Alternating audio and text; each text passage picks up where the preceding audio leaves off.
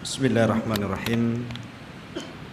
Assalamualaikum warahmatullahi wabarakatuh.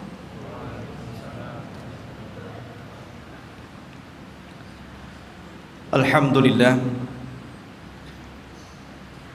Alhamdulillahilladzi hadana wa kafana wa ja'alana minal muslimin. Alhamdulillah. Alhamdulillahilladzi arsala rasulahu bil huda wa dinil haqq liyudhhirahu 'ala ad-dini kullihi wa kafa billahi shahida wa kafa billahi wakila. Asyhadu an la ilaha illallah wahdahu rabbi la syarika lah wa asyhadu anna Muhammadan 'abduhu wa rasuluhu alladzi la nabiyya ba'dahu. فقال الله عز وجل يا أيها الذين آمنوا اتقوا الله حق تقاته ولا تموتن إلا وأنتم مسلمون فإن أصدق الحديث كتاب الله وخير الهدى هدى محمد صلى الله عليه وسلم وشر الأمور محدثاتها وكل محدثة بدعة وكل بدعة ضلالة وكل ضلالة في النار. Ma'asyiral muslimin, jamaah sekalian yang dirahmati Allah Subhanahu wa taala. Alhamdulillah, pada malam hari ini kita kembali berjumpa di Masjid Jabal Arafah. Semoga Allah Subhanahu wa taala membalas yang membangunnya dan juga yang memakmurkannya. Pembahasan pada malam hari ini sengaja kita angkat tentang sejarah Palestina dan juga sejarah Yahudi yang masuk ke Palestina. Kenapa saya angkat permasalahan ini?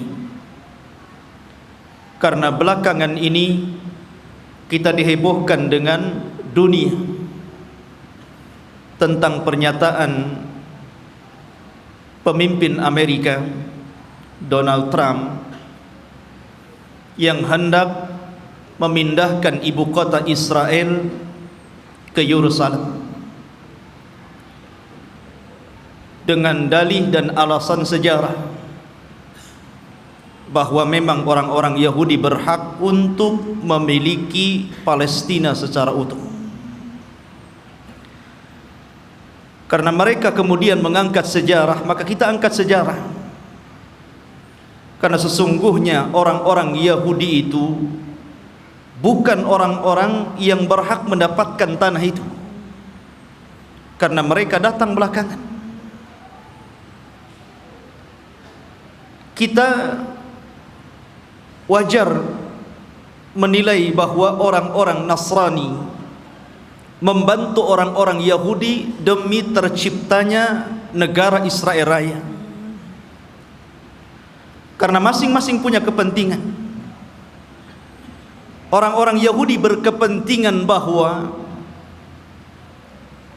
di Israel ini, maksudnya di Palestina, tepatnya di Masjidil Aqsa, mereka meyakini bahwa disitulah Haikal Sulaiman. Dan haikal itu maksudnya tempat yang dulu pernah dibangun oleh Nabi Sulaiman.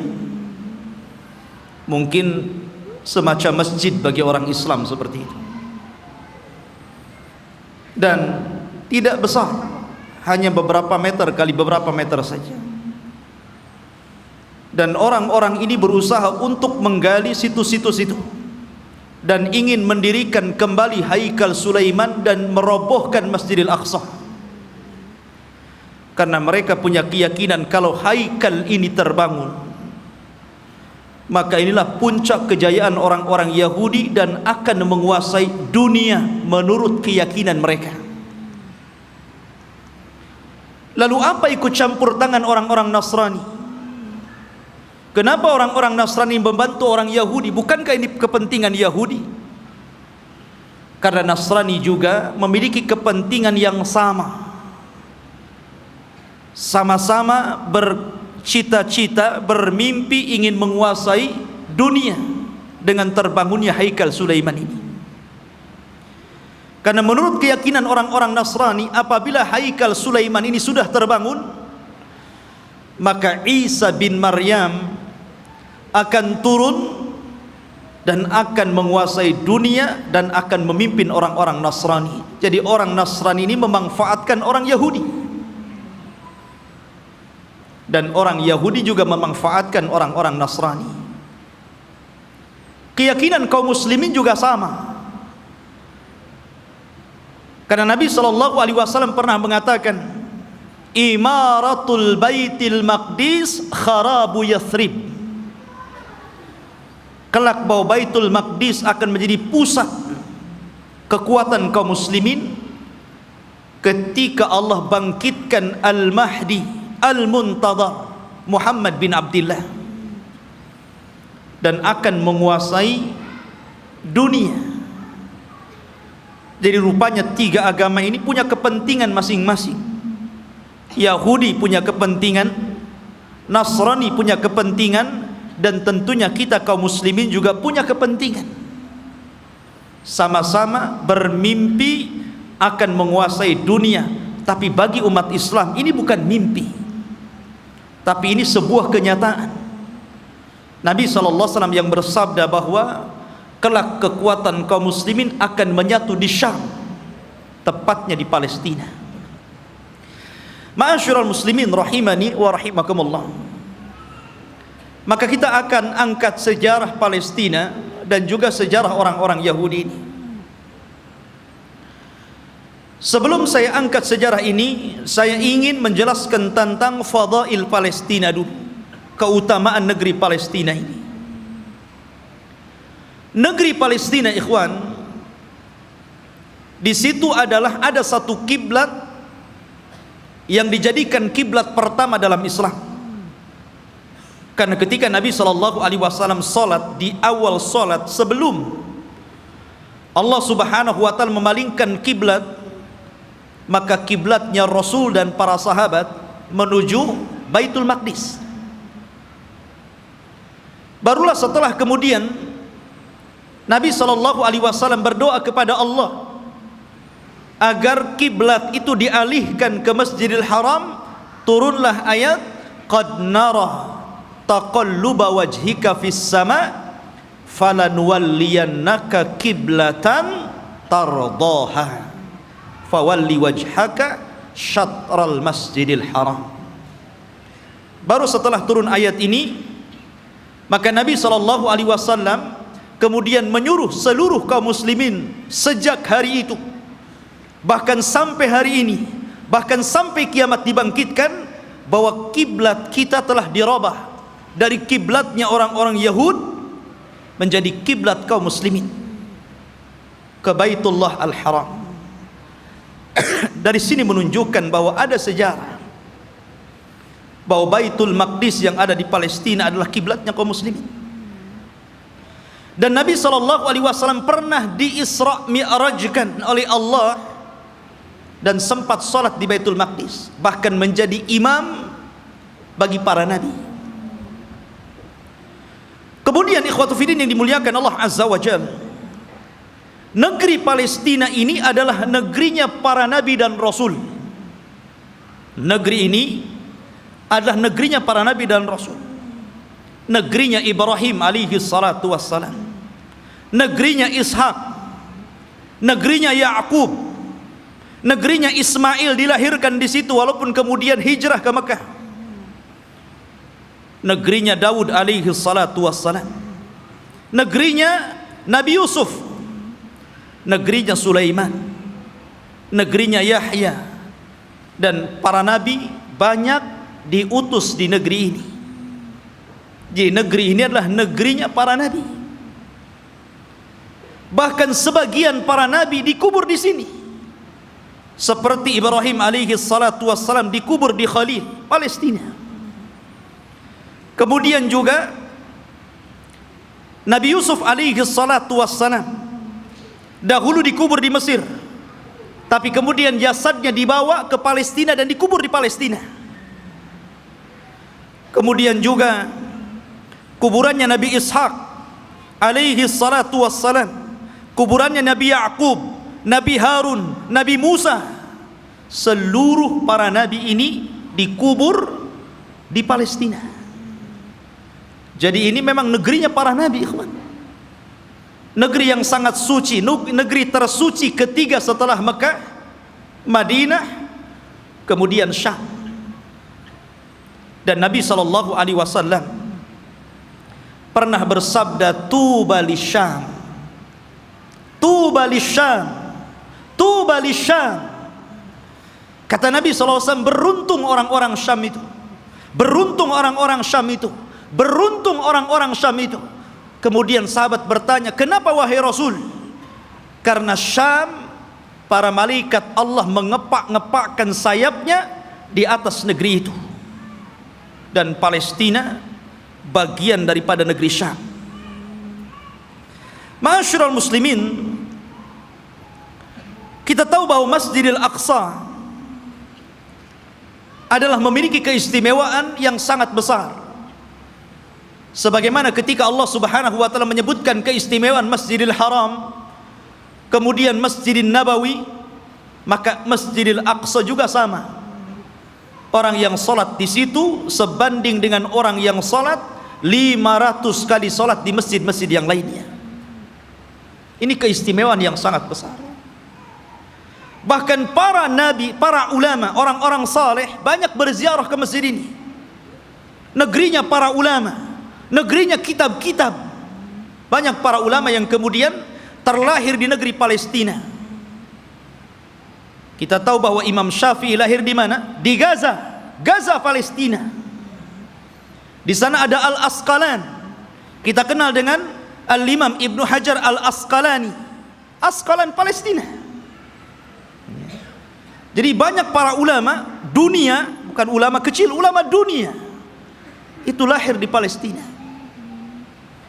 Bahkan Nabi SAW melarang tidak boleh safar dalam rangka ibadah kecuali di 3 tempat: Masjidil Haram, Masjid Nabawi, dan Masjidil Aqsa. Kata Rasul, la tushaddur rihal illa ila thalathati masajid. Tidak boleh kalian melakukan safar dalam rangka ibadah kecuali di 3 masjid ini. Salah satunya Masjidil Aqsa. Bahkan Nabi SAW pernah berdoa, Allahumma barik lana fi syamina wa barik lana fi yamanina. Ya Allah, berkahi negeri Syam kami. Ya Allah, berkahi negeri Yaman kami. Di sini Rasul mendahulukan Syam kemudian Yaman, menunjukkan bahwa Syam lebih utama dibandingkan Yaman. Ini menunjukkan bahwa Syam negeri yang penuh berkah, Rasul yang mendoakan.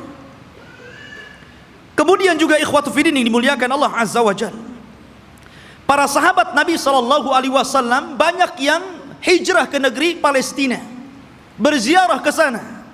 Di antaranya adalah Umar ibn al-Khattab radhiyallahu an, Abu Ubaidah Amir ibn al-Jarrah, kemudian juga Safiyah istri Nabi, Safiyah bintu Huyai, kemudian juga Mu'ad ibn Jabal, Abdullah ibn Umar, Salman al-Farisi, Abu Dhar al-Ghifari, kemudian Abu Hurairah radhiyallahu an, Bilal ibn Rabah, Amr ibn As, Muawiyah ibn Safwan, Muawiyah bin Abi Sufyan, dan banyak lagi para sahabat Rasul yang mereka hijrah dan berziarah ke negeri Palestina ini.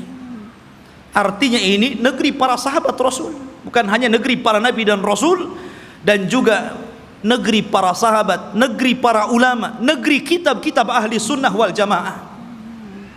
Jadi memang luar biasa. Bahkan negeri ini kelak akan menjadi berkumpulnya seluruh manusia, karena negeri ini disebut mahsyar. Di antara tanda-tanda kiamat, akan muncul api dari hadrul maut, kemudian akan menggiring manusia dan mengumpulkan di Syam. Saat itulah kiamat dibangkitkan.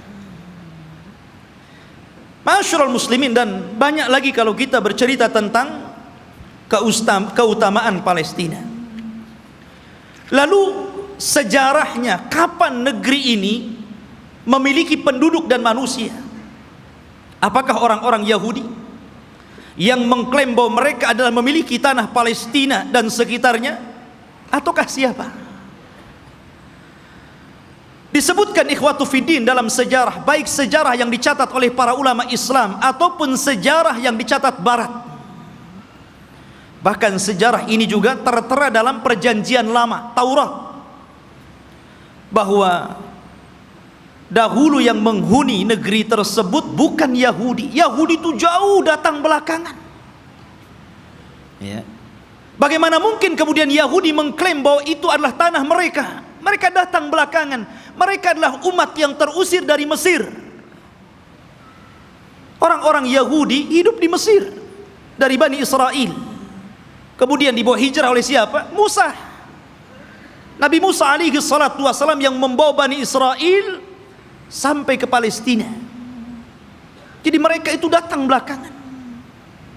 Lalu siapa yang pertama kali, menurut situs sejarah ada yang mengatakan bahwa orang-orang yang menempati negeri itu adalah satu kabilah yang bernama Kan'aniyun. Kan'aniyun ini kabilah keturunan dari Syam, Syam ibn Nuh alaihi salatu wassalam. Artinya ini kabilah dari Jazirah Arab. Jadi orang Arab yang pertama kali memiliki tanah itu. Ya. Jadi dahulu ketika terjadi qahat, terjadi paceklik yang luar biasa di Jazirah Arab, sehingga banyak kelaparan dan meninggal, maka kemudian mereka mencari tanah untuk hidup, karena mereka sudah tidak bisa hidup lagi di Jazirah Arab. Maka mereka pun berhijrah sampailah ke negeri yang hari ini disebut dengan Palestina. Jadi mereka adalah kabilah Kan'aniyun. Kabilah Kan'aniyun, kabilah dari Arab. Dan mereka memiliki beberapa kabilah. Ada namanya kabilah Amuriyun. Kabilah Amuriyun ini kabilah yang hidup di lembah-lembah di Palestina. Kemudian ada kabilah namanya Yaguthiyun, dan mereka hidup di negeri di sekitar Al-Quds yang kita kenal dengan Masjidil Aqsa, Baitul Maqdis.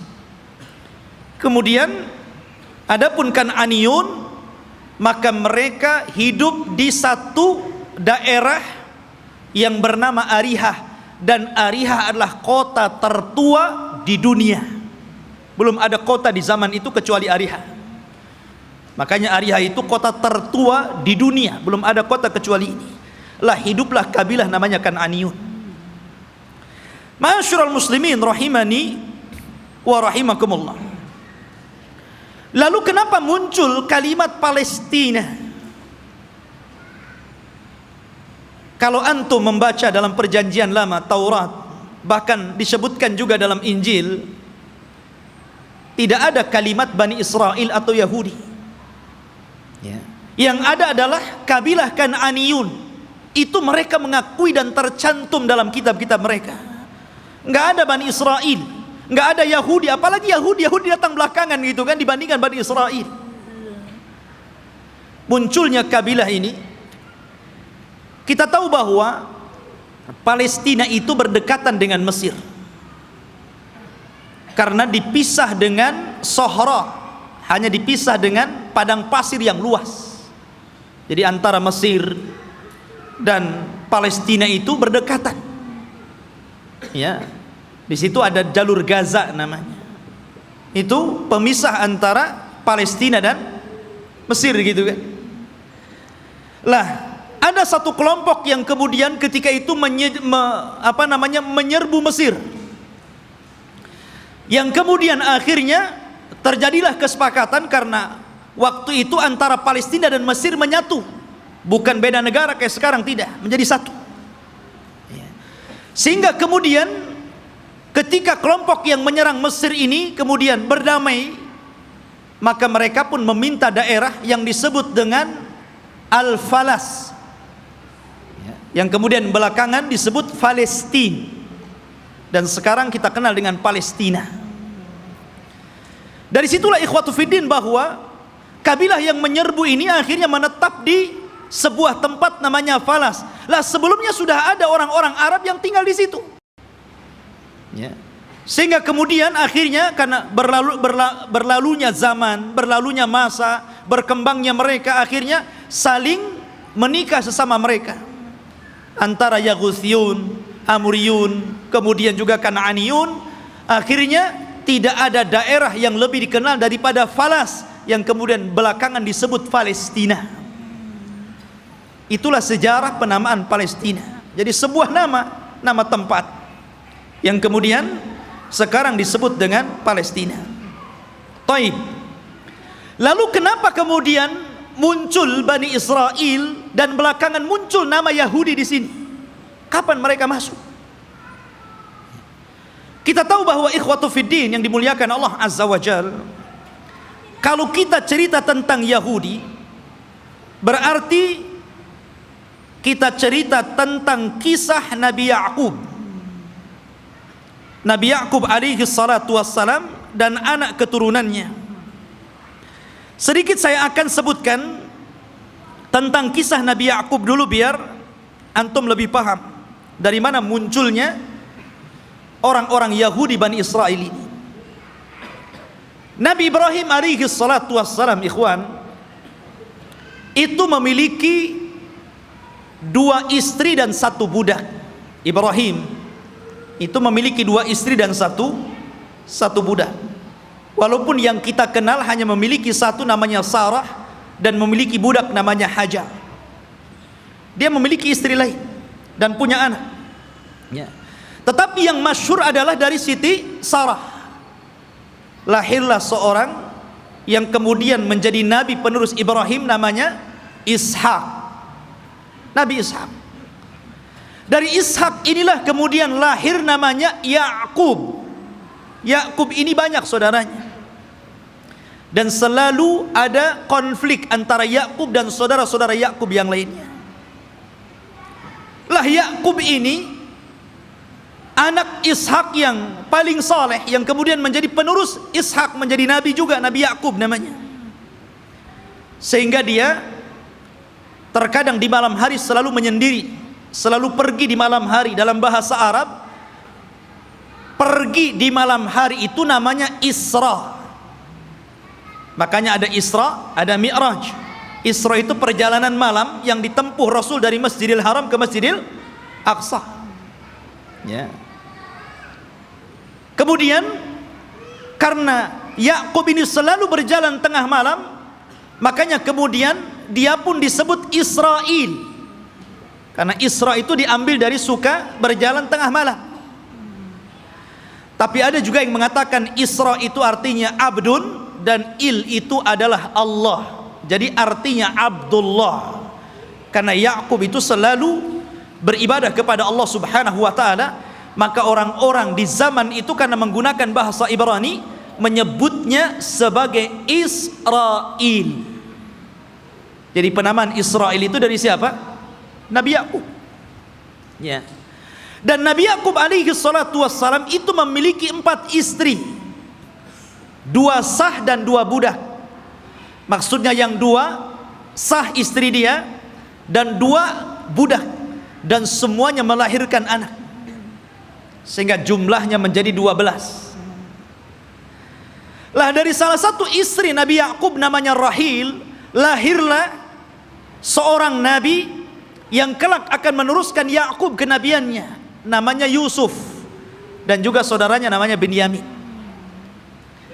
Kita tahu bahwa sejarah ini ma'ruf, sering diceritakan kan. Yusuf dizalimi saudara-saudaranya, akhirnya kemudian dibuang ke sumur, kemudian dipungut oleh para pedagang, sampailah di Mesir, kemudian dibeli oleh para pejabat Mesir, kemudian belakangan menjadi bendaharawan Mesir.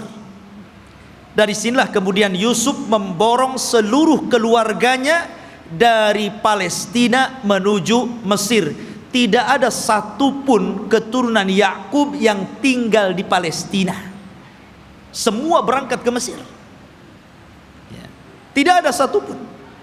Jadi 12 saudara Nabi Yusuf itu semuanya berangkat ke Mesir, dan ditampung oleh Nabi Yusuf alaihi salatu wassalam karena dia telah menjadi pejabat besar di Mesir. bendaharawan dan sangat dihormati oleh kerajaan Mesir ketika itu. Lah selama Nabi Yusuf hidup, maka Yakub dan anak-anaknya diberikan sebuah daerah, kemudian mereka hidup di situ. Dan mereka mendapatkan fasilitas yang luar biasa disebabkan oleh Nabi Yusuf alaihi salatu wassalam. Maka beranak pinaklah orang-orang ini yang kemudian keturunan dari 12 putra Yakub disebut Bani Israel. Keturunan Israel, Nabi Yakub. Selama mereka berada di Mesir dan Nabi Yusuf masih hidup, mereka dihargai. Mereka hidup senang, hidup mewah, mereka berkembang biak luar biasa. Tapi setelah Nabi Yusuf alaihi salatu wassalam meninggal dunia, mulailah kemudian Mesir menekan mereka. Mulailah suku Kipti, suku terbesar ketika itu yang menguasai Mesir, rajanya namanya Fir'aun, mulailah menjajah Bani Israel ini. Belakangan kemudian Bani Israel menjadi budaknya Fir'aun. Budaknya Fir'aun, tertindas mereka. Karena tertindas inilah, maka kemudian Allah subhanahu wa ta'ala utus kepada mereka secara singkat siapa? Nabi Musa. Nabi Musa diutus kepada mereka menjadi Rasul Bani Israel dan untuk mendakwahi Fir'aun. Dan subhanallah ikhwan, kita tahu bahwa di zaman Bani Israel diutusnya Nabi Musa alaihi salatu wassalam kepada mereka, Bani Israel ini menyaksikan 9 mukjizat besar di hadapan mereka dengan mata mereka sendiri. Ketika mukjizat itu turun kepada bangsa Fir'aun, orang-orang Bani Israel juga melihat. Dan 9 mukjizat itu disebutkan di dalam Al-Quranul Karim. Yang pertama, mukjizat yang kita dikenal dengan hajar, batu.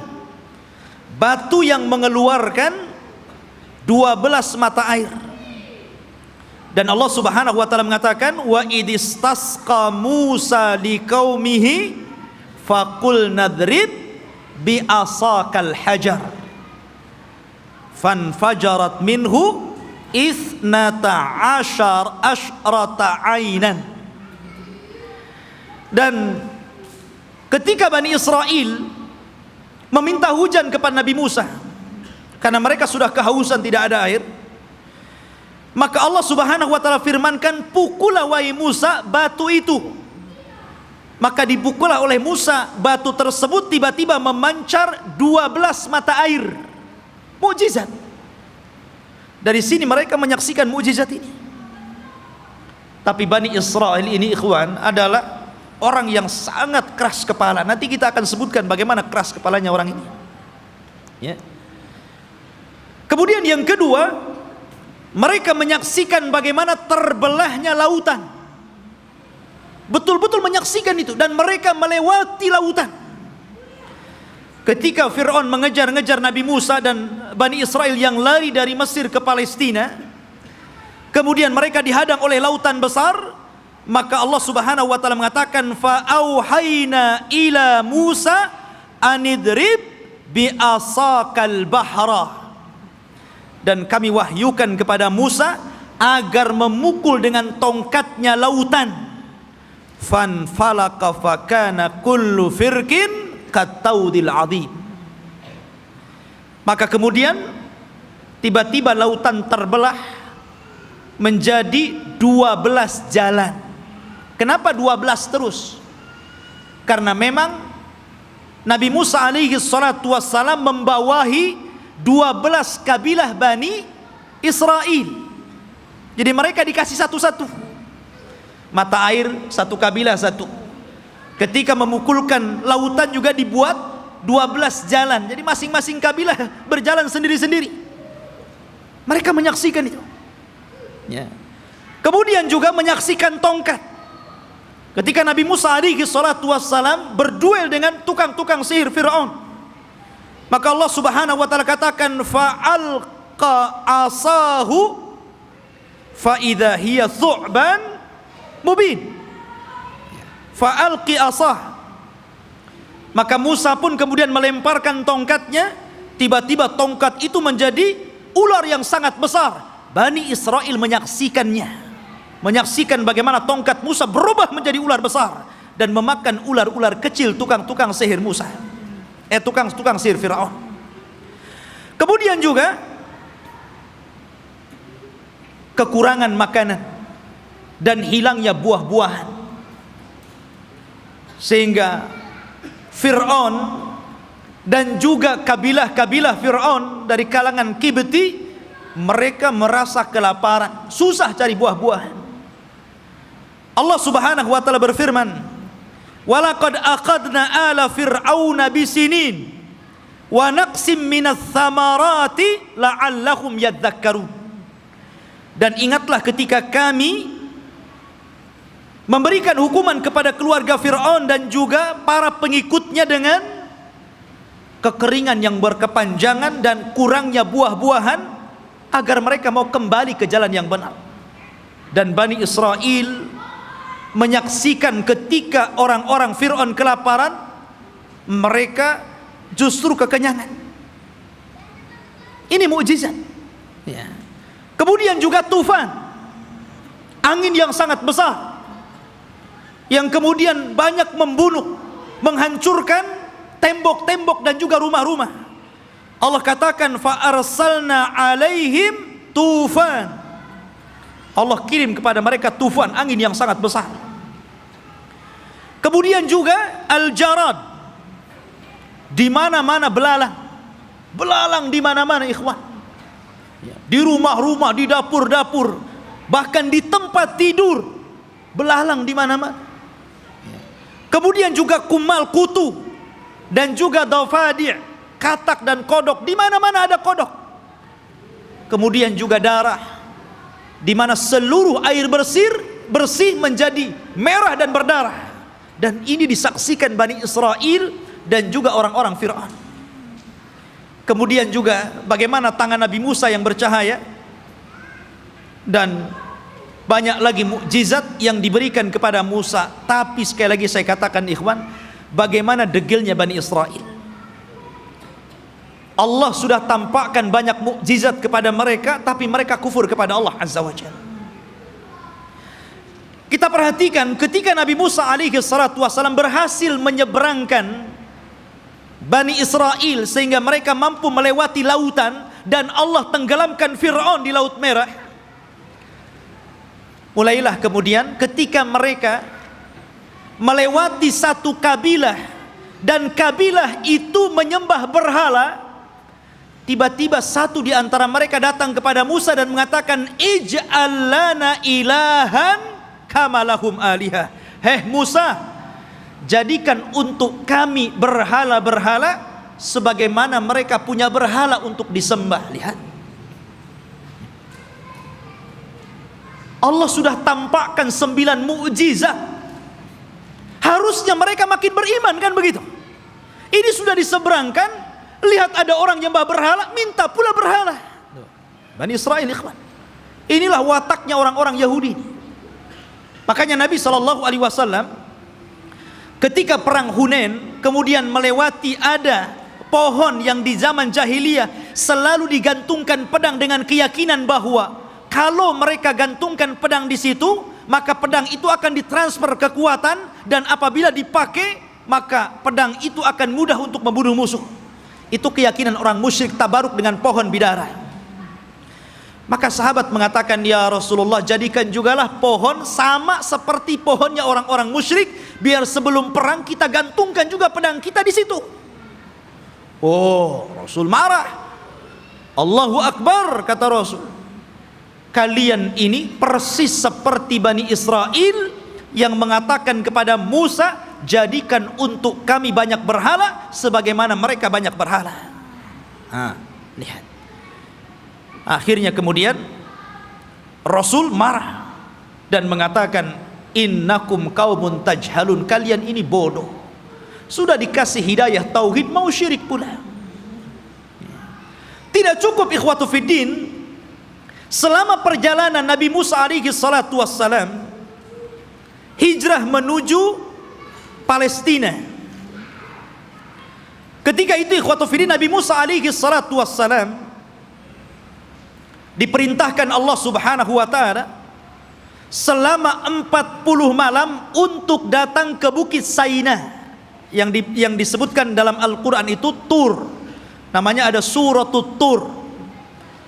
Di situ ada bukit namanya Bukit Saina, Bukit Tur, Tur Sina. Ya. Maka Nabi Musa meninggalkan Bani Israel dan menyerahkan kepada saudaranya Harun. Jadi Harun itu sebagai wakil Musa supaya menjaga akidah Bani Israel, karena dia akan diturunkan kitab termulia pertama yang Allah turunkan, namanya Taurat. Nabi Musa berangkat menuju Tur, kemudian Allah turunkan Taurat dan Allah catat Taurat dengan tangannya. Satu-satunya kitab yang dicatat oleh Allah langsung adalah Taurat. Maka Musa pun kemudian membawa Taurat itu pulang. Sesampainya di Bani Israel, marah Musa. Kenapa? Rupanya Bani Israel yang dulu menyembah Allah, tiba-tiba mereka berubah menjadi penyembah patung sapi, namanya Samiri. Bayangkan, ditinggal 40 hari bisa kufur. Padahal mereka sudah melihat 9 mukjizat besar. Bani Israel lihat. Ya. Mereka sudah melihat 9 mukjizat, hanya ditinggal 40 hari oleh Nabi Musa bisa kafir. Menyembah Samiri, patung sapi. Maka kemudian Nabi Musa marah kepada siapa?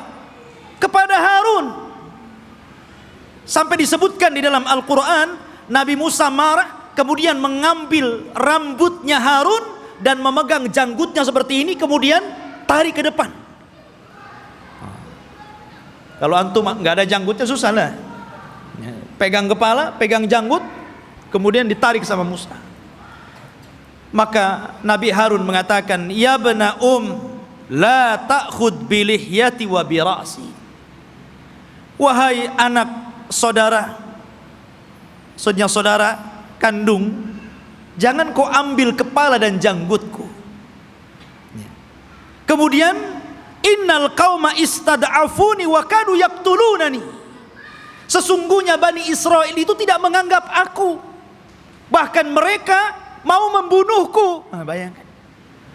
Ya. Sudah meremehkan Nabi Harun, mereka pula akan membunuh Nabi Harun. Jadi kalau Nabi Harun menghalang-halangi mereka menyembah Samiri, maka Harun akan dibunuhnya.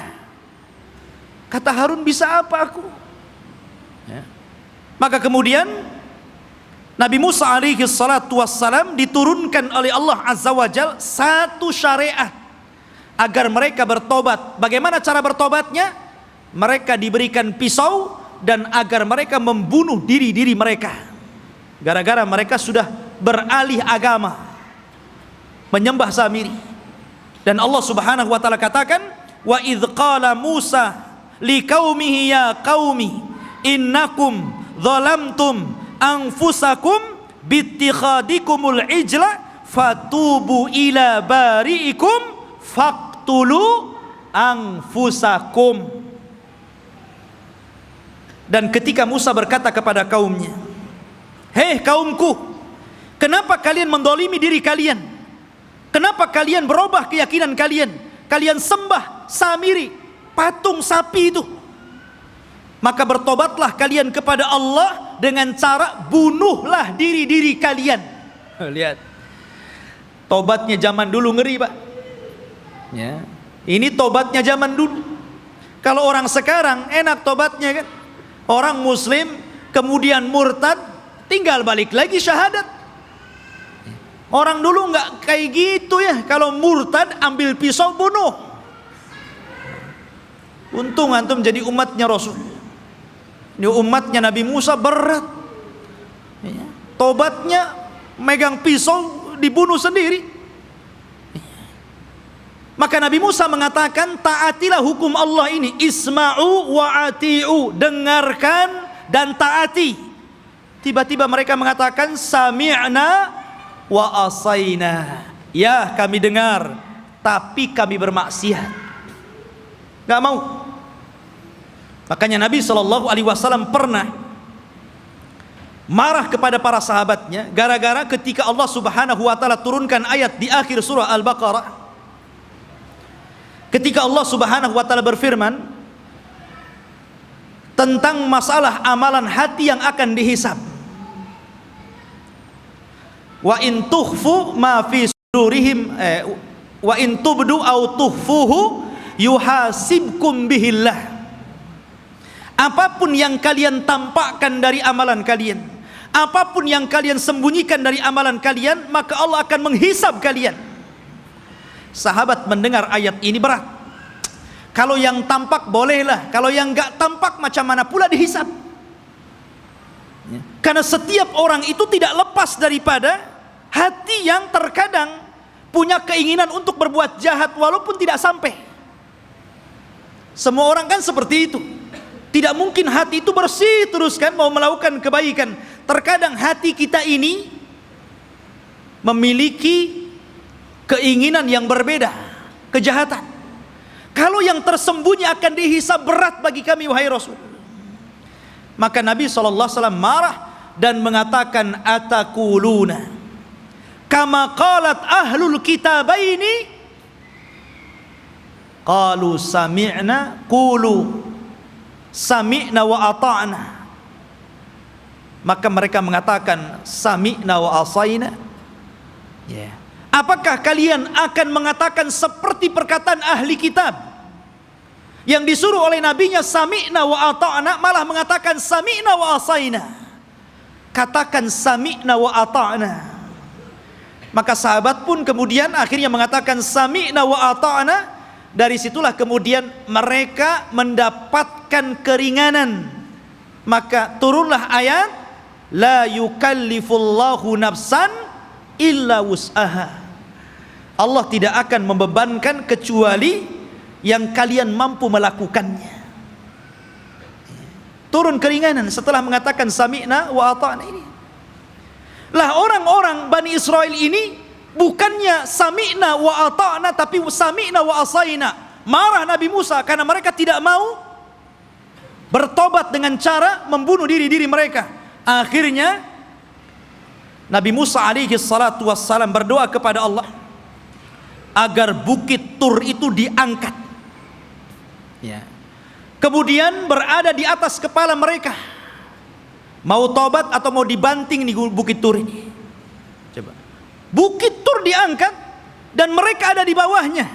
Dan Allah katakan wa idna taqnal jabala fawqahum ka'annahu dhullatun wa dhannu annahu waqi'un bihim khudhu ma atainakum biquwwah wadhkuru ma fihi la'allakum tattaqun. Allah gambarkan ini. Dan ketika kami angkat gunung Tur itu, kemudian seolah-olah gunung itu akan menimpa mereka. Kemudian mereka diingatkan dengan nikmat Allah. Diingatkan bagaimana mereka dulu diperbudak oleh Fir'aun, kemudian diselamatkan oleh Musa, kemudian diberikan nikmat yang banyak. Kalian masih kufur?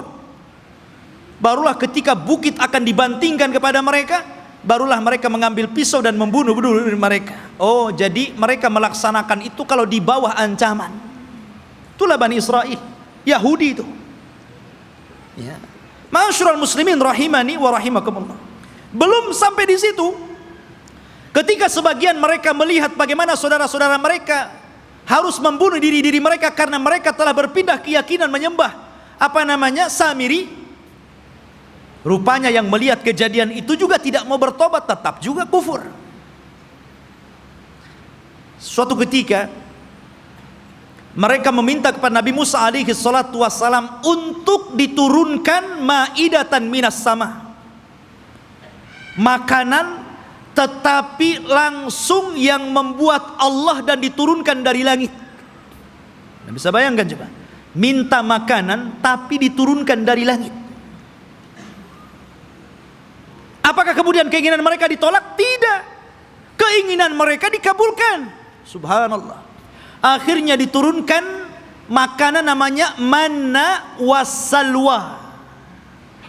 Manna, diturunkan makanan itu jatuh dari langit, kemudian bergantungan di pohon-pohon. Maka mereka tinggal naik, tinggal diambil makanan itu. Kemudian salwa, sejenis daging burung. Enak makanannya. Gimana enggak enak, langsung dari langit makanannya. Ya. Subhanallah. Akhirnya ikhwatu fiddin, mereka bosan. Asik makan itu saja, bosan akhirnya. Ya.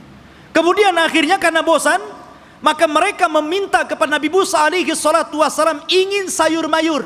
Bosan dengan ini katanya. Saya ingin sayuran, ada bawang merah, ada bawang putih. Bayangkan. Ya. Sehingga mereka mengatakan, wa id qultum ya Musa lan nasbiru ala ta'amin wahid. Dan ketika kalian berkata kepada Nabi Musa, "Hei Musa, kami tidak sabar dengan satu makanan ini saja. Saya minta makanan yang lain." Ya. Akhirnya mereka meminta kepada Nabi Musa itu sayur mayur, mimbakliha wa kithaiha wa fumiha wa adasiha wa basaliha. Ya Allah, dikasih makanan enak, mau makanan yang enggak enak. Maka Allah Subhanahu wa taala mengatakan, ya, atastabdiluna alladhi huwa adna billadhi huwa khair, ihbitu misra.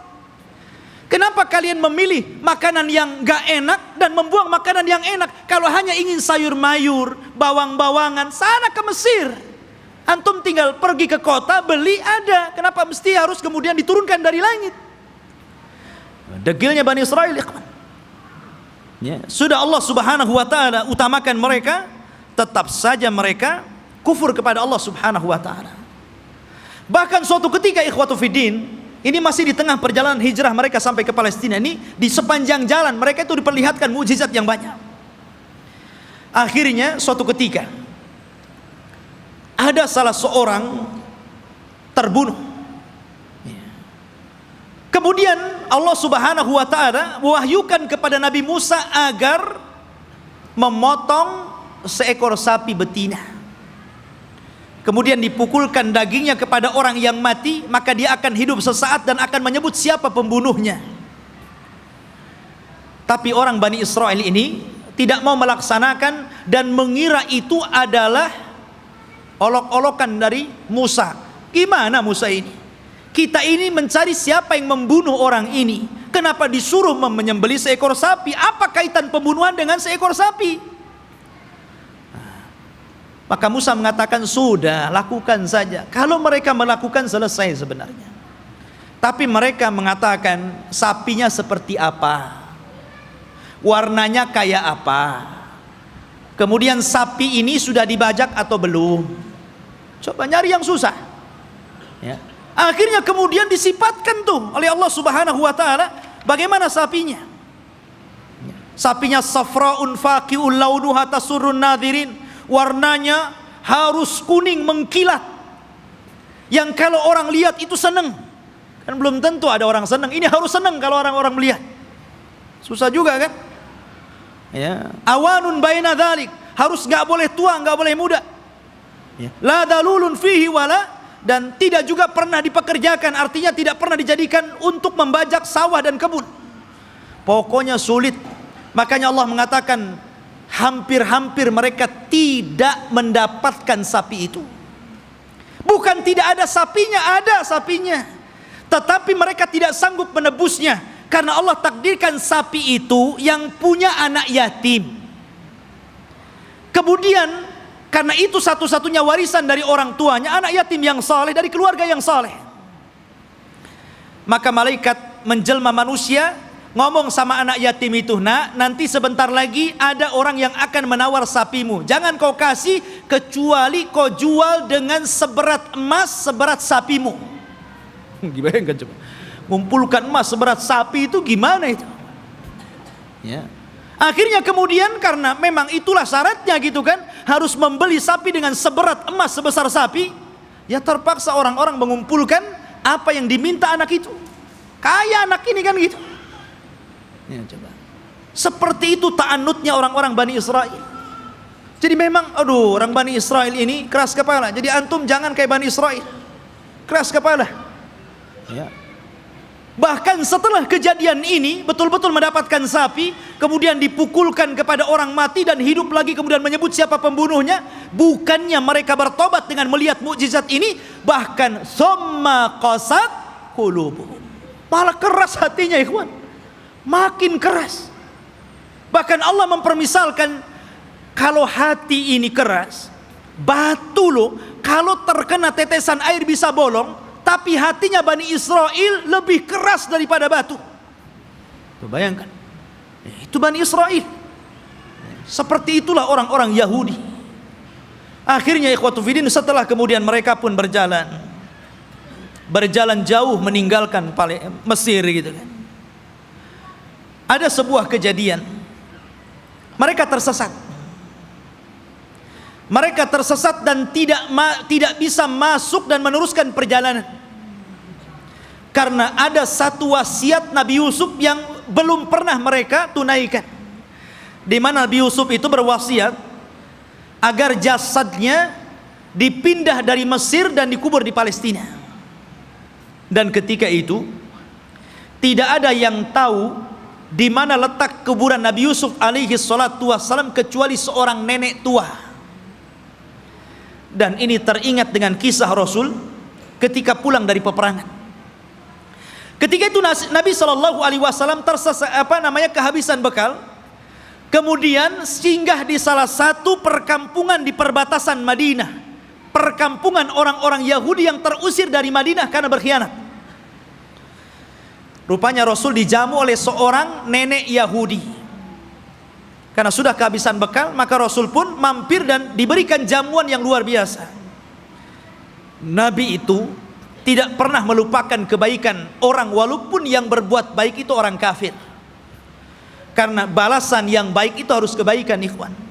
Orang kalau sudah berbuat baik kepada antum, telah memberikan jasa kepada antum, apakah berupa ilmu, berupa pendidikan, harusnya dibalas dengan kebaikan, bukan malah dizalimi orang tersebut. Ya. Lah Nabi SAW tidak seperti itu. Walaupun yang berbuat baik orang kafir, dia akan berusaha untuk berbuat baik kepada orang yang telah berbuat baik kepada dia. Jadi dia ngomong sama nenek itu, "Nek, kamu sudah berbuat baik kepada saya. Kira-kira apa yang akan kau minta?" Karena Rasul kan baru pulang dari peperangan, banyak membawa harta ghanimah, harta rampasan perangan gitu. Kata nenek tersebut, "Karena engkau memintanya wahai Muhammad, aku ingin seorang pembantu. Berikan untukku pembantu agar aku bisa hidup tenang. Ada yang ngurus pembantuku." Maksudnya budak untuk membantu dirinya di rumahnya. Kata Rasul, "Baik, saya akan kasih. Apalagi nek?" Kata nenek tersebut, "Aku ingin seekor unta, agar kalau kemana-mana aku tidak jalan kaki. Aku kan punya kendaraan, dan unta di zaman itu ikhwan kendaraan yang mewah." Makanya Rasul sallallahu alaihi wasallam kalau mempermisalkan sesuatu itu pasti dengan unta. Kata Rasul kepada Ali, "Wahai Ali, kalau lantaran lisanmu ada satu orang dapat hidayah, lebih baik daripada unta merah." Karena unta merah itu kendaraan yang termahal. Sebutkan kendaraan hari ini termahal berapa miliar harganya, triliun begitu kan. Itulah unta merah. Makanya Nabi SAW ketika menikah dengan Khadijah, maharnya itu dengan unta, ya, bukan dengan sapi, bukan dengan kambing, tapi dengan unta. Dan tidak tanggung-tanggung, 20 ekor unta itu maharnya Rasul. Dan semuanya betina, dimana unta betina lebih mahal dibandingkan unta jantan. Anda bisa bayangkan satu unta itu, kalau antum membeli satu buah Avanza itu bisa. Berarti maharnya Rasul itu 20 mobil Avanza. Coba. Tapi saya yakin ibu-ibu paling diberi seperangkat alat sholat. Ya kan? Gak apa-apa bu, lebih senang. Karena apa? Kalau ada masalah dengan suaminya, kemudian terpaksa harus menggugat cerai, kan mudah mengembalikan maharnya kan? Perangkat alat sholat saja, ambil. Perangkat alat sholat saja. Tapi kalau antum kasih 2 Avanza saja, bingung tuh istri antum mau gugat cerai itu kan. Ini dikembalikan di 2 Avanza, dari mana saya akan belikan gitu kan? Mikir dia. Ya. Nabi SAW nih memuliakan perempuan dengan unta. Maka nenek ini mengatakan, aku minta unta. Ya. Kata Rasul, mau apa lagi? Dia mengatakan, berikan kepadaku kalban yahrusu ghanami. Aku pengen anjing, supaya anjing ini bisa menjaga kambing-kambingku. Kemudian minta apa lagi? Disebutkan satu-satu, nggak berhenti-berhenti nenek ini. Ya Allah, coba bayangkan.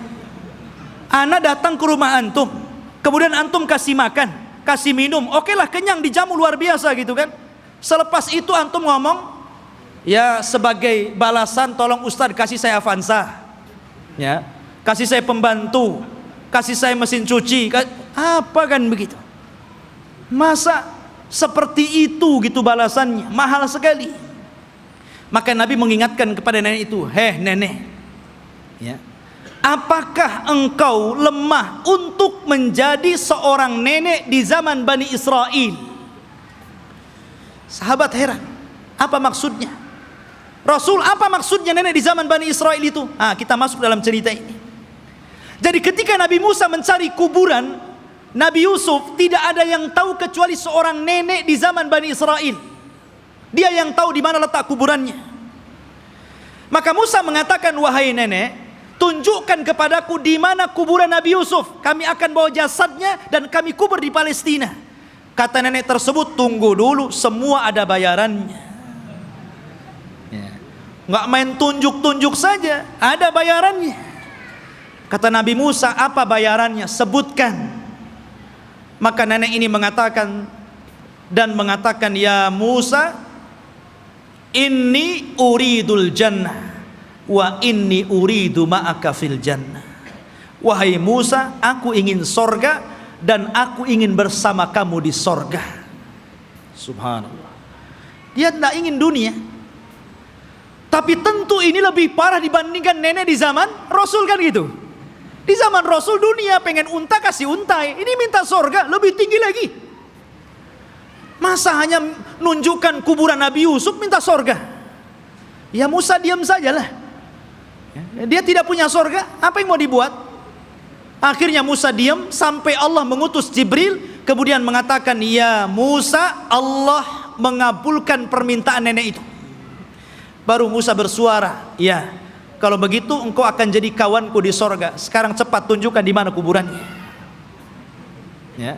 Akhirnya ditunjukkan kuburannya, dibawalah Nabi Yusuf, jasadnya sampai akhirnya dikuburkan di Palestina.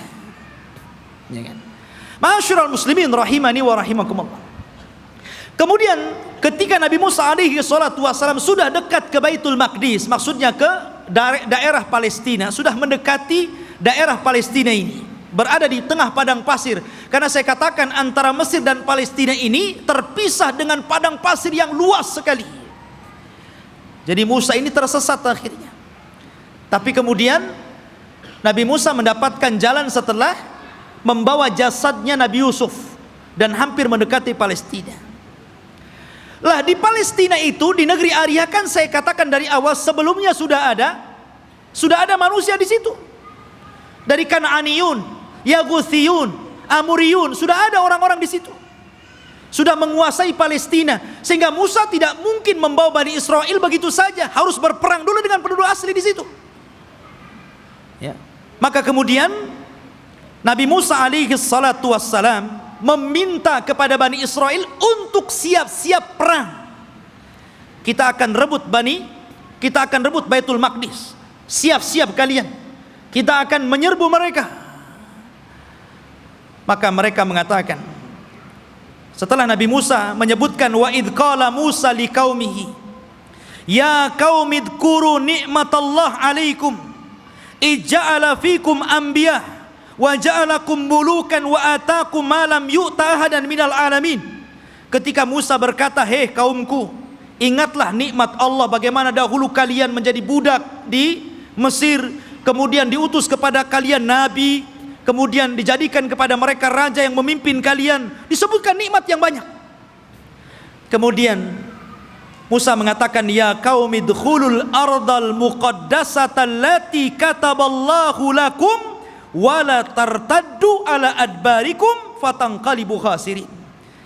di hadapan kalian ada negeri yang disucikan.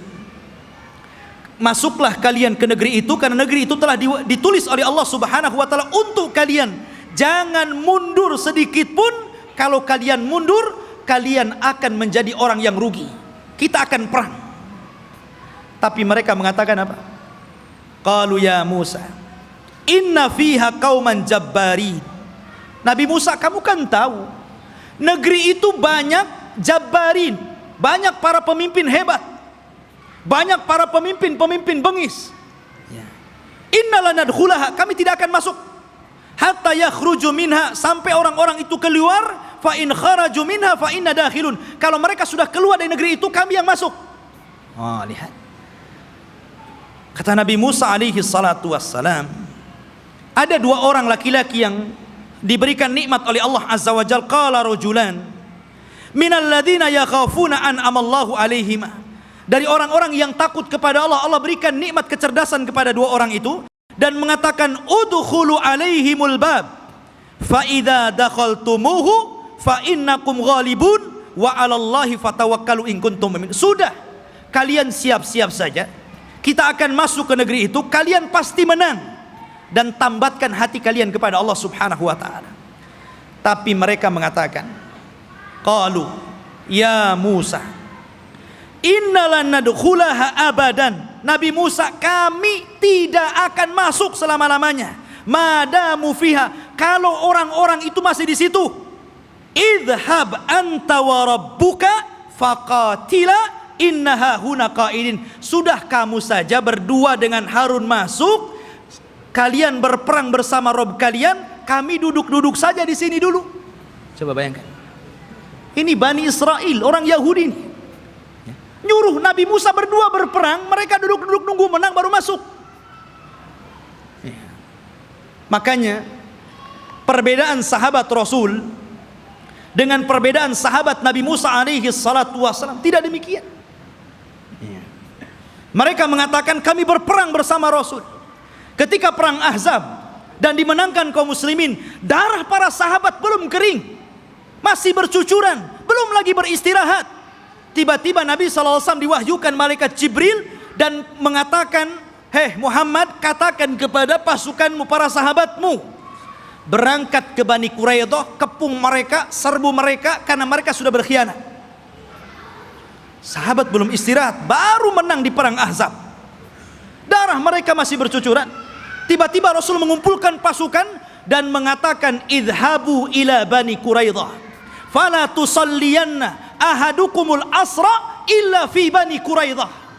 Kata Rasul, berangkat kalian semua, serbu Bani Quraidah, jangan sholat asar di jalan sampai kalian tiba di Bani Quraidah, serbu mereka. Tapi sahabat mengatakan sami'na wa ata'na, berangkat mereka. Makanya Allah Subhanahu wa taala katakan lilladzina stajabu lillahi walir rasul min ba'di ma asabahumul qarah lilladzina ahsanu minhum wattaqau ajrun azim. Bagi orang-orang yang mereka memenuhi panggilan Allah dan Rasulnya, setelah mereka ditimpa luka-luka peperangan, mereka mendapatkan pahala yang besar jika mereka berbuat baik dan bertakwa terus kepada Allah Subhanahu wa ta'ala. Itulah sikap para sahabat. Berbeda dengan sahabatnya Nabi Musa, justru mengatakan, engkau saja dengan Harun berperang bersama Tuhanmu, kami duduk-duduk di sini. Lihat bagaimana kurang ajarnya Bani Israel kepada Nabi Musa alaihi salatu wassalam. Maka Nabi Musa mengatakan, Rabbi inni la amliku illa nafsi wa akhi. Wahai Rabb, aku tidak memiliki kecuali diriku dan saudaraku Harun. Fafruq bainana wa baina qaumil fasikin, pisahkan kami dengan orang-orang yang fasik. Maka dengan sebab itu ikhwan, karena mereka sudah menentang Nabi Musa, maka mereka pun dibuat oleh Allah tidak tahu kemana harus berangkat. Jadi negeri itu tiba-tiba oleh Allah Subhanahu wa ta'ala dikepung kabut, sehingga mereka tidak tahu jalan keluar harus kemana. Ya. Kalau mereka jalan ke sana, ujung-ujungnya balik lagi ke sini. Jadi mereka tidak bisa keluar dari situ. Disitulah Allah Subhanahu wa ta'ala takdirkan Nabi Musa alaihi salatu wassalam meninggal dunia sebelum masuk ke negeri Al-Muqaddasah ini. Meninggal dunia Nabi Musa. Ya, setelahnya sebelumnya Harun, kemudian Nabi Musa alaihi salatu wassalam. Dan di situ ada kejadian yang luar biasa. Nabi Musa alaihi salatu wassalam difitnah oleh Qarun. Difitnah oleh Qarun. Ya. Dan kisah Qarun ma'ruf. Akhirnya belakangan ditenggelamkan oleh Allah Subhanahu wa taala ke dasar bumi dengan hartanya. Sehingga ada istilah harta Qarun katanya. Tapi yang jelas bahwa Nabi Musa meninggal dunia dan ketika itu digantikan oleh pembantunya namanya Yusha ibn Nun.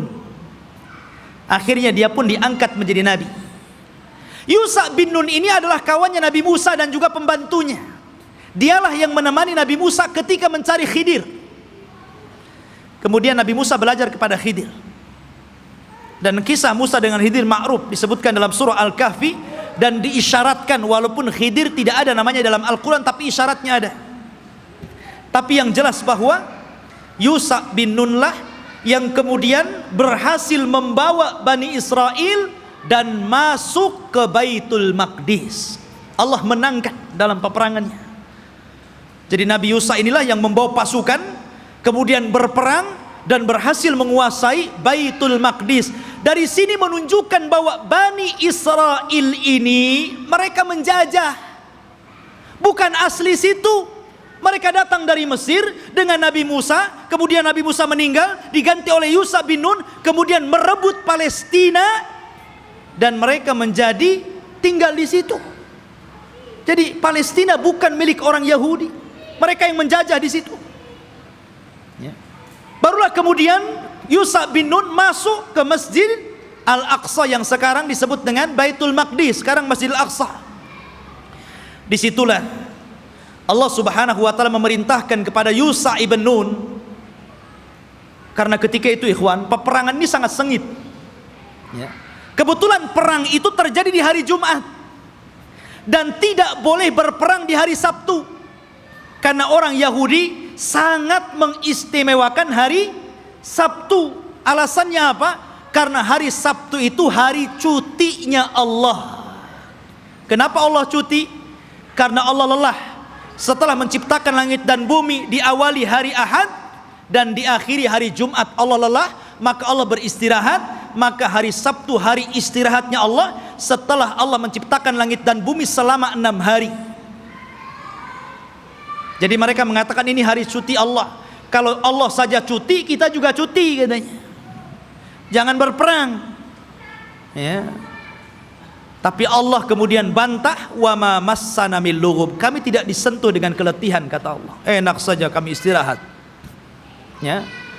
Maka kemudian ikhwatu fiddin, karena perang ini terus berkecambung, hampir matahari tenggelam dan masuk ke hari Sabtu. Ini kalau matahari tenggelam masuk hari Sabtu kan gak boleh perang tuh. Akhirnya Yusha bin Nun memperlihatkan mukjizatnya. Dia nunjuk kepada matahari, innaki ma'murah wa ana ma'mur. Kamu diperintah Allah, saya juga diperintah Allah. Jangan bergerak dulu sampai perang ini menang. Oh, berhenti matahari. Ya. Matahari diem. Betul-betul sampai menang perang itu, matahari nggak bergerak. Nah, itu mukjizatnya Yusha bin Nun, menghentikan matahari sampai menang perang, betul-betul menang. Akhirnya setelah menang baru matahari berjalan dan masuk ke hari Sabtu. Setelah menang inilah maka Allah perintahkan masuk ke Baitul Maqdis sajidan dengan penuh tawadu, dengan penuh merendahkan diri, menundukkan kepala. Kata Allah Subhanahu wa taala mengatakan, masuklah kalian dengan sujud. Maksud sujud itu maksudnya dengan ruku, karena sujud nggak mungkin bisa jalan orang sujud. Ya, dengan menundukkan kepala.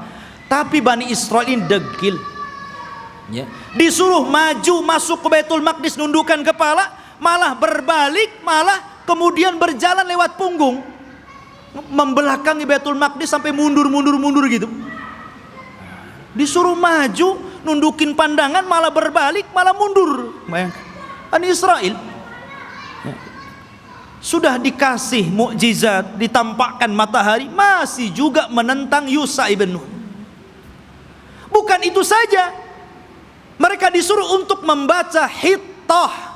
Masuklah ke Baitul Maqdis dan bacakan Hittah. Hittah itu artinya, ya Allah ampuni dosa-dosaku, ya Allah ampuni dosa-dosaku. Digantinya kalimat Hittah menjadi Hintah. Bayangkan, apa Hintah?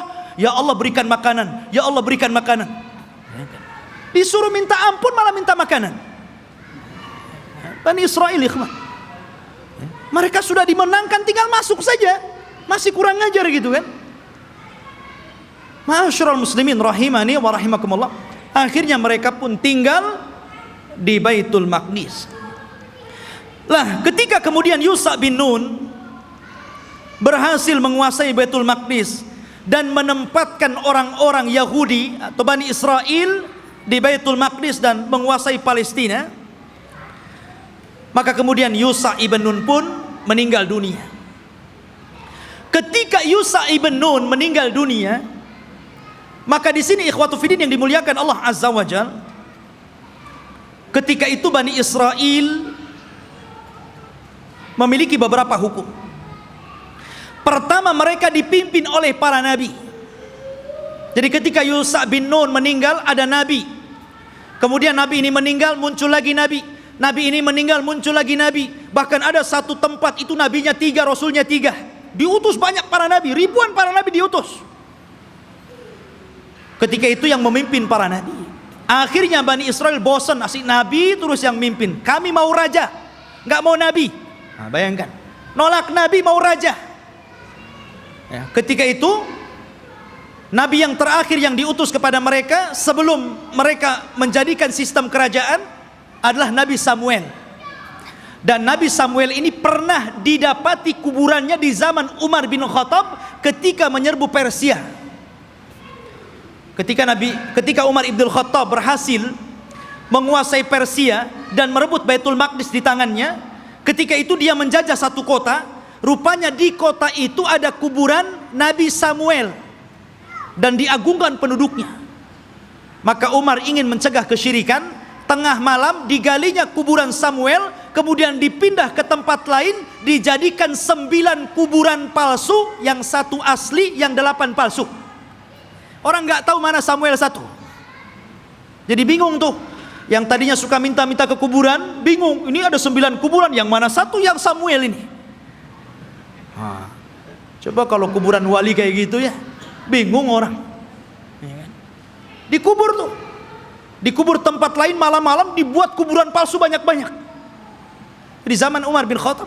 Makanya Umar itu orang yang paling keras dalam penyimpangan tauhid.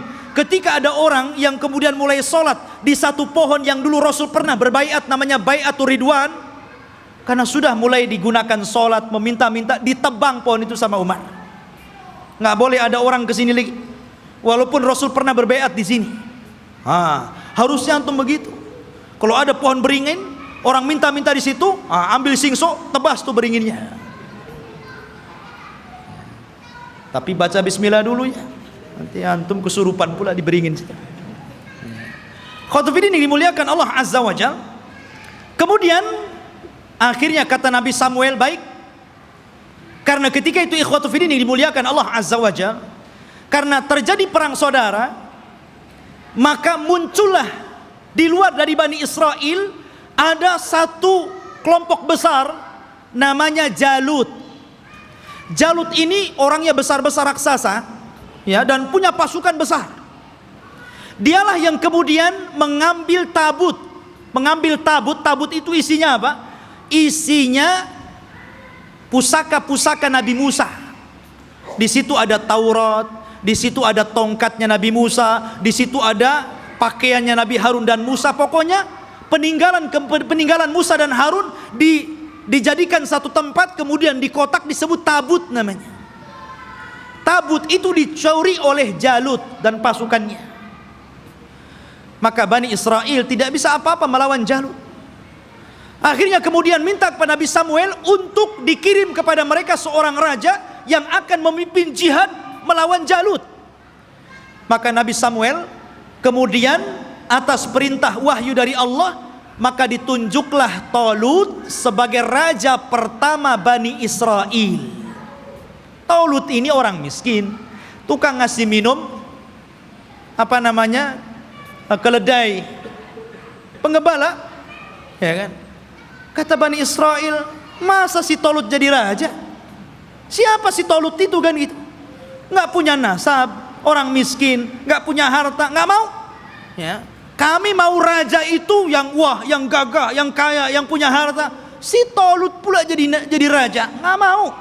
Ya kan? Akhirnya kemudian Allah Subhanahu wa taala tunjukkan kehebatan Talut ini. Diutusnya malaikat, kemudian malaikat ini mengambil tabut yang ada di Jalut, kemudian diserahkan kepada Talut, menunjukkan bahwa sekarang Talut sudah punya tabut. Kalian gak percaya juga dengan Talut? Dari situlah sebagian mereka mulai mau mengikuti Talut dan sebagian yang lainnya mau menolaknya. Maka Talut mengatakan, kita akan berangkat jihad, persiapkan kalian. Tapi Allah akan menguji kalian. Kalau nanti kalian melewati sungai, jangan banyak minum di situ. Kalau mau minum, bolehlah satu kepal, gurfatan wahid, ya satu dayung saja, nggak boleh banyak-banyak. Kalau banyak-banyak kalian akan kalah. Berangkatlah pasukan Talut menuju pasukan Jalut. Ya kan? Rupanya betul di tengah mereka ada sungai, karena mereka sudah kelelahan, kehausan, ada sungai. Wah, nggak peduli dengan Talut, minum banyak-banyak orang itu. Dari berapa ribu gitu kan, hanya tinggal separohnya yang masih nurut dengan Talut. Akhirnya yang ini pulang, melihat pasukan Jalut gede-gede, nggak berani pulang. Ya, yang sedikit inilah kemudian mikir nih, ini tentara banyak, besar-besar, gimana cara melawan mereka? Akhirnya mereka nggak berani bergerak untuk melawan Jalut. Maka kemudian Nabi Musa, Nabi Raja Talut mengatakan, siapa yang akan berperang dan berhasil membunuh Jalut, maka aku kawinkan dia dengan putriku. Rupanya satu pun gak bergerak. Ngapain dikawinkan kalau harus mati gitu? Iya kan? Gak mau bergerak juga. Akhirnya ada anak muda namanya Daud. Dia berani tuh Daud tuh, yang kemudian belakangan menjadi nabi dan raja, Nabi Daud dan Raja Daud. Dia yang berani. Kemudian dia lempar tombaknya, kena Jalut, mati di tangan dia. Zaman dulu kalau sudah pemimpinnya mati, kalah orang itu. Ya kan? Meninggal di tangan Daud. Maka akhirnya Daud pun dinikahkan dengan putrinya Talut. Dan Talut mengatakan, kalau dia meninggal, maka orang ini yang akan menggantikan aku menjadi raja. Talut punya anak, tapi karena dia sudah berjanji, siapa yang membunuh Jalut, dia akan dinikahkan dengan putriku dan akan menjadi penggantiku. Maka setelah Talut meninggal dunia, mau tidak mau Daud diangkat jadi raja. Tapi anaknya Talut yang lain gak setuju. Ya kan? Harusnya anak yang jadi raja, kenapa Daud menantunya kan itu? Disitulah kemudian pecah Bani Israel menjadi dua kerajaan. Kerajaan anak-anaknya Talut dan kerajaan Daud. Dari sini ikhwatu fiddin mulai terjadi goncang. Ya. Tapi Nabi Daud ini ikhwan adalah orang yang cerdas. Karena Allah berikan mukjizat, tangannya itu bisa melembutkan besi. Ya. Jadi kalau besi itu nggak perlu dilas, dipotong-potong aja sama dia kan begitu. Wa alanna lahul hadid. Dia bisa melembutkan besi, bukan sulap ikhwan. Itu mukjizat. Kalau enggak gini aja dia. Ya kan? Mukjizatnya Nabi Daud. Dia punya kekuatan, akhirnya dia pun melawan anak-anaknya Talut yang lain dan mempersatukan kembali Bani Israel. Setelah dia meninggal, maka puncak kekuasaan Bani Israel ada di tangan putranya Daud, Nabi Sulaiman. disitulah puncak kekuasaan Bani Israel, puncak kekuasaan Yahudi, ya. Dan hanya ada 4 raja yang pernah menguasai sebagian besar dunia, yang 2 mukmin dan 2 kafir. Yang pertama mukmin, namanya Dzulqarnain, sebutkan dalam surah Al-Kahfi. Yang kedua Sulaiman, ini keduanya mukmin, dan keduanya kafir. Yang pertama Namrud di zaman Nabi Ibrahim, kemudian Bukhtun Nasr, nanti ada kisahnya akan nyusul, ya. Jadi Sulaiman ini Allah Subhanahu wa taala berikan kekuasaan yang tidak diberikan kepada orang sebelum dan setelahnya. Dia bisa menundukkan awan, dia bisa menundukkan jin, dia bisa menundukkan burung-burung, dia bisa menundukkan tumbuh-tumbuhan. Masya Allah, ini raja alam nyata dan gaib ini, Nabi Sulaiman ini, ya. Jadi jin tunduk sama dia. Bahkan yang membangun bangunan-bangunan itu jin. Jin itu yang bekerja kepada Sulaiman, membuat istana-istana. Makanya ketika Sulaiman meninggal dunia, jin itu kan tidak tahu yang gaib. Disangkanya Sulaiman masih hidup dan tidur di singgasana. Asik bekerja saja mereka kan. Baru setelah Sulaiman roboh dari singgasananya, kata jin, oh kalau tahu Sulaiman sudah mati dari dulu, ngapain saya kerja, katanya. Nah, dari sini menunjukkan jin itu tidak tahu yang gaib. Kalau jin tidak tahu yang gaib, berarti dukun lebih tidak tahu yang gaib. Karena dukun itu gurunya jin. Mereka itu para pendusta, nggak usah dibenarkan. Benarnya 1, dustanya itu 1000. Ya. Ma'asyiral muslimin rahimani wa rahimakumullah. Maka Sulaiman inilah puncak kekuasaan, dan di zaman Sulaiman ini beliau membangun 1 tempat ibadah menggantikan tabut, namanya Haikal Sulaiman, yang sekarang menjadi mimpi orang Yahudi. Haikal Sulaiman, mimpinya orang Yahudi itu sampai hari ini. Sulaiman membuat haikal. Dialah yang pertama kali meninggikan Masjidil Aqsa. Jadi kalau Ibrahim meninggikan Masjidil Haram, kalau Masjidil Aqsa ditinggikan oleh Sulaiman. Dan ketika dia mendirikan Masjidil Aqsa, maka dia meminta kepada Allah 3. 1, agar Allah memberikan hukum yang sesuai dengan hukum Allah. Yang kedua, agar diberikan kekuasaan yang tidak pernah diberikan kepada siapapun setelahnya. Yang ketiga, agar siapapun orang yang masuk ke masjid ini dan tidak ada niat kecuali sholat, keluar, maka dia sudah hilang dosanya seperti anak yang baru dilahirkan dari perut ibunya. Kata Rasul, aku berkehendak bahwa yang ketiga itu aku, kata Rasul. Karena yang kedua sudah dikabulkan. Dan Rasul pernah sholat di Baitul Maqdis. Kata Rasul, aku berharap aku yang ketiganya. Ma'asyiral muslimin, jamaah sekalian yang dirahmati Allah Azza wa Jalla, maka Sulaiman pun membentuk tempat ibadah yang disebut dengan Haikal Sulaiman, Masjidil Aqsa yang lama. Di zaman Sulaiman itu disebut Haikal namanya. Baru kemudian roboh, kemudian dibesarkan, akhirnya menjadi besar. Lah Yahudi ini ingin mencari itu. Dulu ketika Sulaiman mendirikan Masjidil Aqsa yang disebut dengan Haikal itu, dari mana ke mana, berapa meter, lebarnya berapa meter, kemudian panjangnya berapa meter. Kalau sudah ketemu situs ini, maka mereka akan membangun Masjidil Aqsa, mau dirobohkan. Sehingga Haikal lah yang naik. Itu tujuan Yahudi sampai hari ini. Makanya mereka membolongi itu. Masjidil Aqsa itu bolong bawahnya. Makanya tidak bisa menampung banyak-banyak. Kalau banyak nanti roboh itu. Karena di situ ikhwatu fiddin, di bawah tanahnya itu, di bawah tembok ratapan itu, mereka mencari-cari di mana tempat haikalnya Sulaiman ini. Jadi para ilmuwan Israel terus mencari dan akan membangunnya. Dan mereka ingin mendirikan Israel Raya persis di atas Haikal Sulaiman.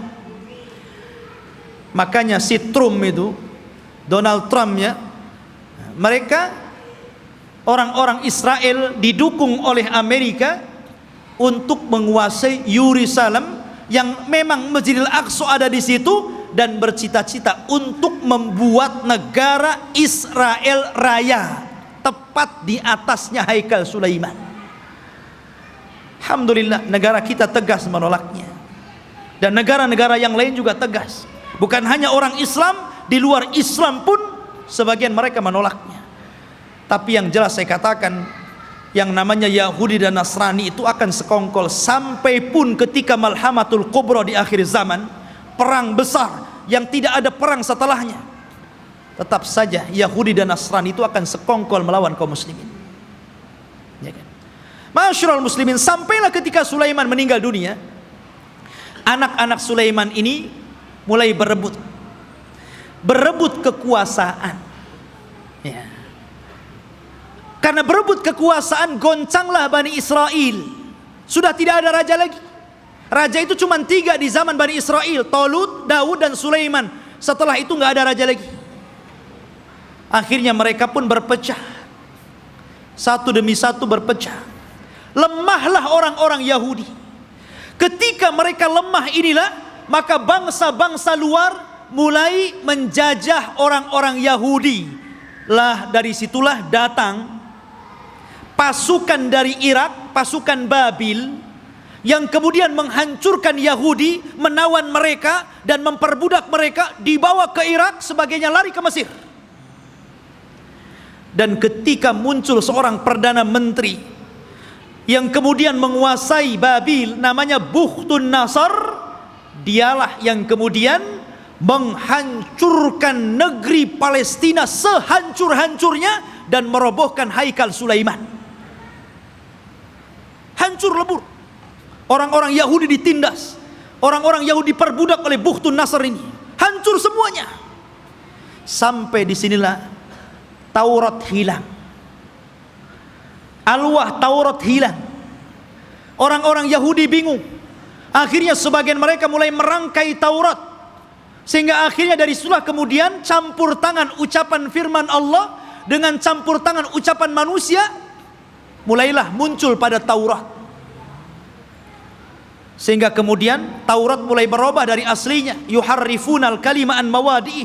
Dari sinilah Yahudi tersesat, karena alwahnya Taurat, papannya hilang, berceceran kemana-mana. Karena Palestina dihancurkan Bukhtun Nasr. Lah ketika hancurnya Palestina ini, datanglah seorang nabi, namanya Uzair. Nabi Uzair, ya kan? Datang, kemudian melihat kehancuran Palestina yang luar biasa. Haikal Sulaiman roboh, kota Palestina hancur, orang Yahudi dibantai, orang Yahudi diperbudak di Babil, Irak, gitu kan? Maka dia berpikir, kaifa yuhyillahu ba'da mautiha? Bagaimana Allah bisa menghidupkan kota yang hancur setelah dulu kota ini sangat ramai, sangat indah, sangat bagus. Akhirnya Allah Subhanahu wa taala menidurkan Nabi Uzair 100 tahun. Fa amatahullahu mi'ata amin summa ba'atsah.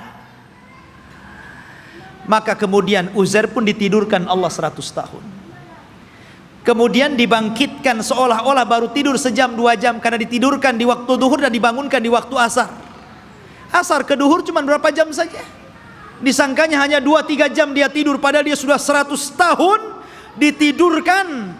Dan Allah bolak-balikan badannya sehingga badannya tidak hancur, dan Allah biarkan badannya muda terus, sehingga ketika 100 tahun dia dibangkitkan, orang sudah tua dia masih muda. Orang udah janggutnya panjang-panjang, udah pakai tongkat bungku-bungku, dia masih muda saja.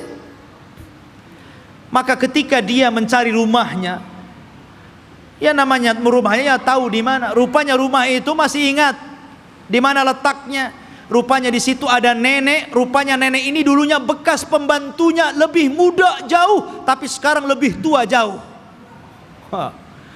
Siapa kamu? Saya Uzair. Uzair dah mati 100 tahun, kau ngaku Uzair pula, katanya. Mana buktinya kau Uzair? Akhirnya ditunjukkan bukti-buktinya. Kaget nenek ini. Oh, kamu ini tuan saya, kamu Uzair. Menyebarlah nama Uzair di Bani Israel. Maka orang pun menganggap Uzair itu anak Tuhan. Wa qalatil yahudu Uzair ibnullah wa qalatin nasara al-masih ibnullah. Berkata orang Yahudi Uzair itu anak Allah, berkata orang Nasrani al-Masih ibnullah, anak Allah. Karena Uzair masih hidup. Mereka katakan ini anak Allah, kalau bukan anak Allah nggak mungkin hidup selama ini dan masih muda. Dan ketika dia mencari puing-puing papan-papan Taurat, dia tidak tahu di mana letaknya. Maka Allah ilhamkan mampu menghafal Taurat dengan pemikirannya, sehingga orang-orang menyangka Musa saja membaca Taurat dari papan, dia membaca Taurat dari pikirannya, berarti dia adalah anak Allah. Orang Yahudi bilang Uzair anak Allah karena mampu menghafal Taurat. Tuh lihat. Kenapa orang Islam tidak dikatakan anak Allah? Banyak orang yang hafal Quran. Anak kecil aja si Musa bisa hafal Quran. Kenapa enggak Musa anak Allah? Al-Quran itu luar biasa ikhwan. Semua bisa menghafal Al-Quran. Bisa Quran dihafal. Anak kecil bisa hafal Quran. Tapi enggak ada sejarah orang hafal Taurat. Enggak ada sejarah pastor hafal Injil. Enggak ada. Tapi Taurat dan Injil tidak bisa dihafal, tapi Quran bisa dihafal. Ini mukjizat namanya. Quran itu bisa, walaqad yassarna Qur'ana lidzikri. Allah mudahkan Quran itu untuk diingat. Ma'asyiral muslimin rahimani wa rahimakumullah. Maka itu kisah Nabi Uzair. Akhirnya kemudian Yahudi pun ditindas. Maka setelah kemudian zaman Bukhtun Nasr berlalu, datanglah Persia menyerbu dan menang. Maka orang-orang Yahudi dikembalikan ke Palestina. Setelah itu datang Romawi dan memenangkan Persia. Akhirnya orang Yahudi diperbudak lagi. Sebagian mereka hijrah sampai ke Madinah. Inilah sejarah kenapa dahulu di zaman Rasul ada orang-orang Yahudi di Madinah. Karena ketika Romawi berhasil mengarahkan Persia, maka orang-orang Yahudi banyak yang diperbudak, sebagian mereka lari.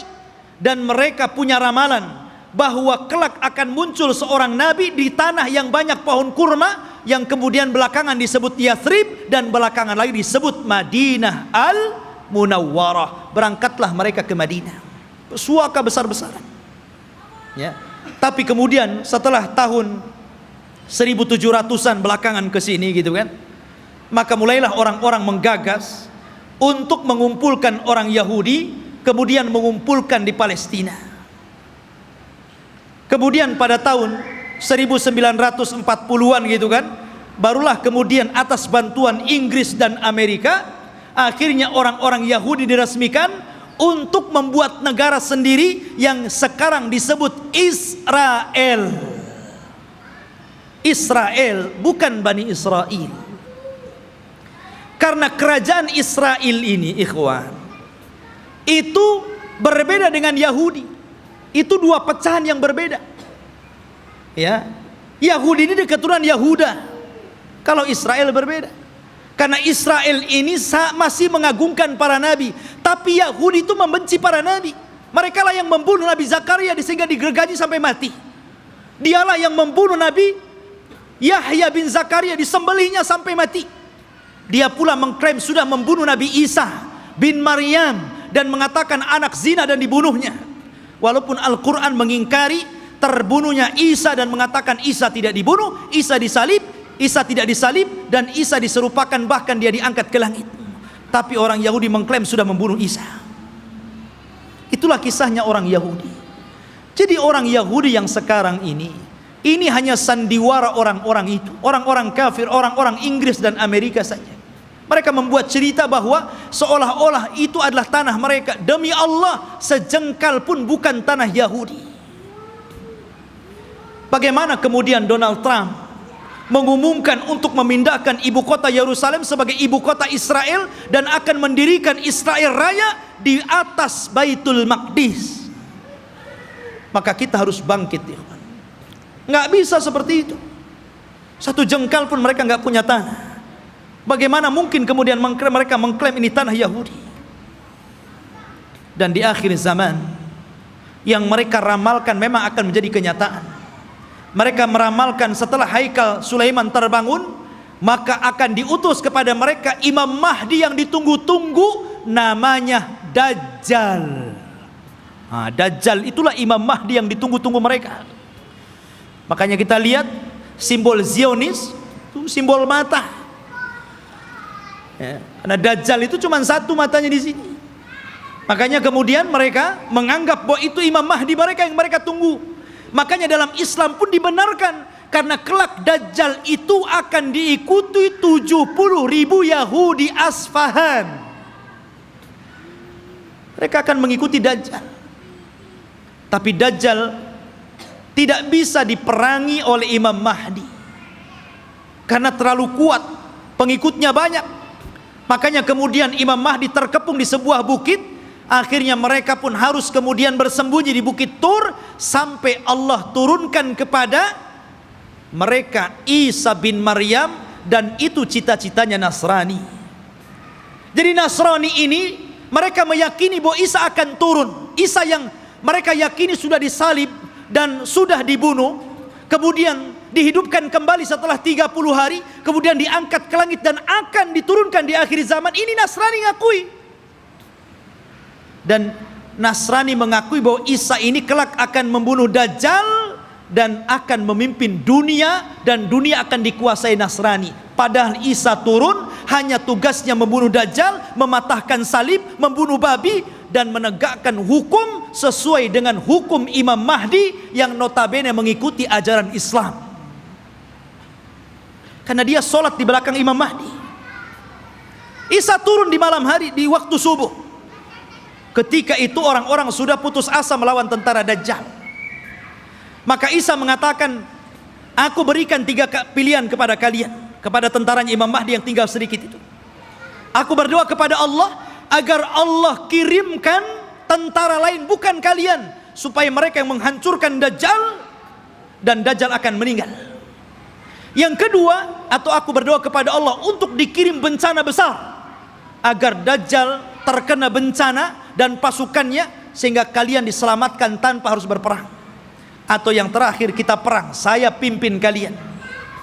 Dan saya akan berdoa kepada Allah agar pasukan Dajjal tidak sanggup mengangkat senjata, kalian tinggal penggal lehernya, aku yang menghadapi Dajjal. Kata mereka yang ketiga enak nampaknya nih. Akhirnya mereka pilih yang ketiga. Berangkatlah setelah sholat subuh, mereka tinggal menggal kepala. Orang Yahudi, Nasrani, dan para pengikut Dajjal gak bisa apa-apa. Akhirnya mereka kalah, tunggang langgang, lari bersembunyi di batu. Batu bicara, hei ini Yahudi di belakang, bunuh dia. Lari di mana-mana, di setiap tempat dia sembunyi, makhluk Allah bicara di situ. Kecuali satu pohon yang tidak mau bicara, namanya pohon Gharqad. Hadis ini bocor kepada orang Yahudi, sehingga Yahudi nanam banyak-banyak pohon Gharqad di Israel. Tapi sayang kemarin kebakaran, nanam lagi dari awal. Ma'asyiral muslimin rahimani wa rahimakumullah, Gharqad ini nggak mau ngomong. Makanya orang Yahudi, Gharqad ini bukan cemara, memang bentuknya kayak cemara, tapi cemara bukan Gharqad. Nanti antum pula lihat cemara ditebangnya. Ini pohonnya Yahudi, nanti Yahudi sembunyi di sini katanya. Bukan, Gharqad lah, bukan cemara. Intinya ikhwatu fiddin yang dimuliakan Allah Azza wa Jalla, maka Dajjal berhadapan dengan Nabi Isa, dan Isa pun berhasil membunuh dan membawa kepalanya. Kemudian diberitahu kepada orang-orang bahwa dia telah membunuh Dajjal.